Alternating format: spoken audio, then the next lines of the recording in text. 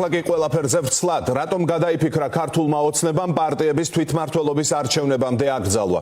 რეჟიმს საბაბად პროცედურული საკითხები მოყავს, რაც არასერიოზულად გამოიყურება ივანიშვილის პარტიისთვის არასდროს ჰქონდა მნიშვნელობა, რა წერია კანონებში. თან პარტიების გაუქმება მთავარ დაპირებად აქციეს ჯერ კიდევ საპარლამენტო არჩევნებამდე. აქედან გამომდინარე რეალური მიზეზი სხვაგანაა. ეს ხდება იმ ფონზე, როცა მსხვილი პოლიტიკური პარტიებიდან არავის უთქვამს თანხმობა ადგილობრივ არჩევნებში მონაწილეობაზე. არადა სულ რაღაც 3 კვირის წინ ოცნება იმუქრებოდა, რომ ეგრეთ წოდებული საგამოძიებო კომისიის დასკვნაზე დაყრდნობით აუცილებლად შეასრულებდა მუქარას. 3 კვირის შემდეგ კი ისევ მდინარაძეს გამოაცხადებინეს, რომ გადაწყვეტილების აღსრულება გადაიდო. სალომე ლაბაძე შემოგვიერთდა პირდაპირ ეთერში. სალომე, რა ახსნას უძებნიან ანალიტიკოსები და პოლიტიკოსები ქართული ოცნების მიერ უკან წაღებულ გადაწყვეტილებას? რა შეიცვალა 27 მარტიდან დღემდე და რატომ მოუწია მაგალითად მამუკა მდინარაძე საკუთარი პოლიტიკური კარიერის განმავლობაში უკვე მერამდენედ მის მიერ ნათქვამის უკანწაღება. ჩვენ სწორედ ამის გარკვევას შევეცადეთ დღეს როგორც მდინარაძესთან, ასევე ოცნების სხვა წარმომადგენლებთან და ოცნების ამ რეპრესიული ინიციატივის სამიზნეებთანაც, ანუ ოპოზიციურ პოლიტიკურ ჯგუფებთან, რომლებსაც ივანიშვილი ისევე ემუქრება აკრძალვით, გაუქმებით, თუმცა ამის გაკეთებას აპირებს უკვე არა თვითმმართველობის არჩევნებამდე, როგორც ამის შესახებ ანონსი მოვისმინეთ 27 მარტს მამუკა მდინარაძეს პირით, არამედ უკვე თვითმმართველობის არჩევნების შემდეგ. უნდა ითქვას, რომ იმ ვერსიებს შორის, რომლებსაც ჩვენ დღის განმავლობაში ვისმენთ პარლამენტის შენობაში თუ ამ შენობის მიღმა, ყველაზე ნაკლებად დამაჯერებლად ჩანს სწორედ ვერსია, რომელიც ეკუთვნის ქართულ ოცნებას. ივანიშვილის პარტიაში გვეუბნებიან, რომ ტექნიკურად ვერ ასწრებენ თვითმმართველობის არჩევნებამდე პარტიების აკრძალვას, რადგან მუშაობის ვადა ერთი თვით გაუხანგრძლივეს თია წულკიანის ეგრეთ წოდებულ საგამოძიებო კომისიას, საკონსტიტუციო სარჩელი კი სწორედ ამ კომისიის მიერ მომზადებულ დასკვნას უნდა დაეხნოს. თუმცა აქ მაყურებელს უნდა განვუმარტოთ, რომ თუ ქართულ ოცნებას აქვს სურვილი, მას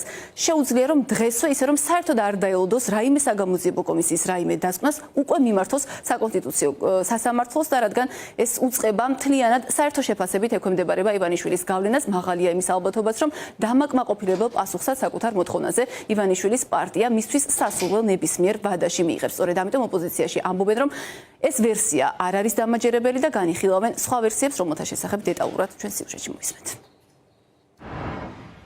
ფორმულა აბა სხვა კითხვა რა უნდა გქონდეთ. კიდევ ერთხელ ვამბობ, ნუ გეჩინიათ. ყველაფერი კარგად იქნება. რეჟიმი გასამართლდება, ამას აქვს თავისი ვადა, თავისი პერიოდი და ჩვენ პოლიტიკურ მედიასთან ერთად საკუთარ ამორჩეულს ამშვიდებს. რადგან უკვე მერამდენედ ოლიგარქმა პირობა სწორედ ოცნების მხარდამჭერებს დაურღვია. ივანიშვილმა გადაიფიქრა და თუ ვინმე ოპოზიციის გაუქმებას მოუთმელად ელოდებოდა, ახლა მოთმენა მოუწევს. ოპონენტების გაუქმებას ოცნება არა არჩევნებამდე, არამედ უკვე თვითმმართველობის არჩევნების შემდეგ აპირებს. შევიტყოთ თაგვები ხო არ არიან ხაფანგში რომ მოხდნენ.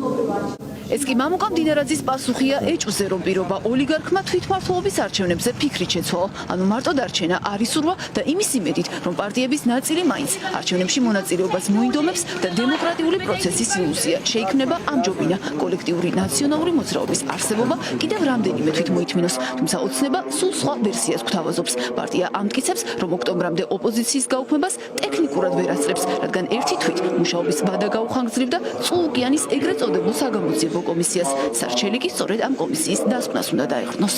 რადგან კომისიის მანდატი გაფართოვდა, შესაბამისად ვადის გაგრძელებაც იყო ყველაზე ლოგიკური მოთხოვნა და ბუნებრივია მხოლოდ იმის გამო, რომ ფორსირებულ რეჟიმში არ მოვახდინოთ რაღაც საკითხის გადაწყვეტა, ამის გამო უარს ვერ ვეტყოდით გაგრძელებაზე ვადისა. თუ 2012 წლებზე იქნებოდა საუბარი მოისწრებოდა, მაგრამ როდესაც ჩვენ გადავწყვიტეთ და ეს რისკი ბუნებრივია ამის შემდეგ ჩანდა, რომ 2012 წლის შემდეგ მანდატის გაფართოება შეიძლებოდა გამختارიყო ამის გადავადების საფუძველი და მალევე უთხარი საზოგადოებას ეს. ეს წესით 3 კვირის წინაც უნდა ცოდნოდა, როცა 27 მარტს პარლამენტის შენობიდან მდინარაძე ოპოზიციას აკრძალვით დაემუქრა და თქვა, რომ არც ერთ პარტიას თვითმმართველობის არჩევნებში მონაწილეობის შესაძლებლობას არ მისცემდა. ესეც რომ არ იყოს სურვილის შემთხვევაში სარჩელის მომზადება და საკონსტიტუციაში გაგზავნა ოცნებას ახლავე ისე შეუძლია, რომ კომისიის დასკვნას არც კი დაელოდოს. პარტიების აკრძალვის გეგმა წულკიანის ძალისხმებაზე დამოკიდებული რომ არც იყო, ეს ივანიშვილის დეპუტატების ძველი განცხადებებითაც დასტურდება. ჯერ კიდევ 13 თებერვალს მაჭარაშვილი ამბობდა, რომ კოლექტიური ნაციონალური მოძრაობის აკრძალვისთვის მტკიცებულებები უკვე არსებობს და მოსაძებნი არ არის. თქვენ ამბობთ, რომ უკვე არსებობს მტკიცებულებები, რის საფუძველზე შეიძლება პარტიების აკრძალვა. ამას ამბობთ თქვენ თებერვალში, ვიდრე ჯერ კიდევ შეიქმნებოდა კომისია. რა კომისიამდეც არსებობდა გასაგებია, მაგრამ ხო გითხარით რატო შევქმნით? კომისიამდეც იყო საფუძველი, საარჩელი შეგვეტანა. რატომ არ შეიტანეთ ჩემი კითხვაც ეგ არის? ხსნით გავაკეთო მეტი ახლა. კომისიამდეც არსებობდა საკონსტიტუციო საარჩელის კითხვა და მისი ახსნა ერთი რამეა და კომისიაზე რო ყოველდღიურად საზოგადოება ამას ხედავს, რა უბედურებებს ატრიალებდა ნაცმოძრაობა, ეს სულ სხვა აღქმებს აჩენს საზოგადოებაში. კანონით წულკიანის კომისიას მუშაობის გაგრძელება აგვისტომდე შეუძლია და რადგან ამ პლატფორმას ოცნება ოპონენტების გაშავებისთვის იყენებს, მოსაოდნელია მის შენარჩუნებას არჩევნებთან მაქსიმალურად მიახლოებულ ვადამდე შეეცდება. თუმცა ოპოზიციის გაუქმების ნამდვილი მიზეზი, რომ კომისიას არ უკავშირდება, ცხადია სამიზნე ჯგუფებისთვისაც. ნაწილი არ გამორიცხავს მიზანი თვითმმართველობის არჩევნებში მათი შეტყუება იყოს და თუ ასია, კაფეოა ნაციონალური მოძრაობის და კოალიცია ცვლილებისთვის პოზიციები.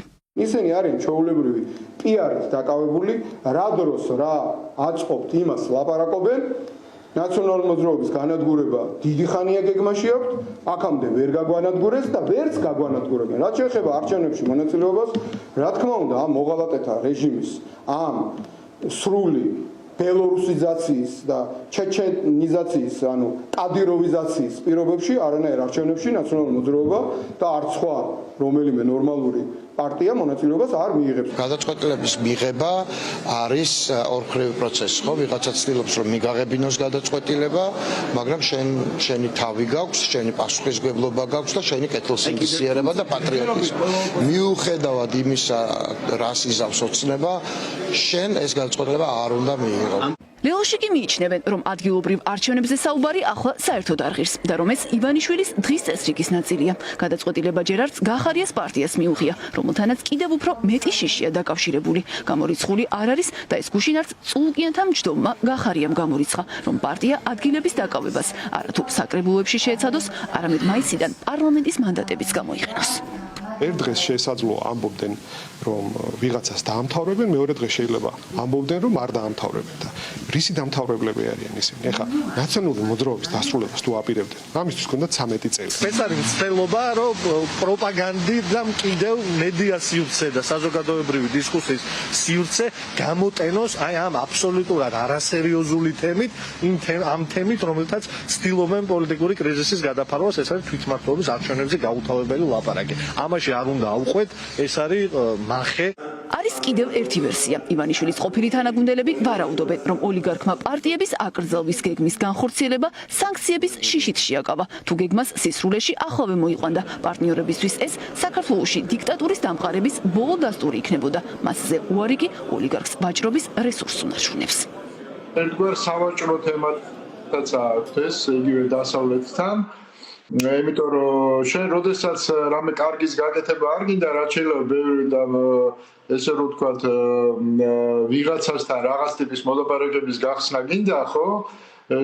რაც შეიძლება მეტი უნდა დააშალო წინასწარ, რომ მე რაღაცა მაინც დასათმობი გქონდეს, ხო? აი დაუშვათ ეს თემა დაკიდეს, ის თემა ბევრი თემა დაკიდეს.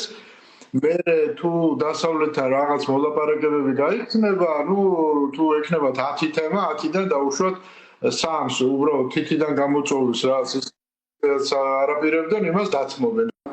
სარჩელს ოპოზიციის აკრძალვის მოთხოვნით ქართული ოცნების ერთპარტიული პარლამენტი ოქტომბრამდე მოამზადებს. მანამდე კი უკვე ზრუნავს მემკვიდრე პარტიების აკრძალვაზეც, რისთვისაც დაჩქარებული წესით მიმდინარე კვირაში შესაბამისი კანონის დამტკიცებას გეგმავს.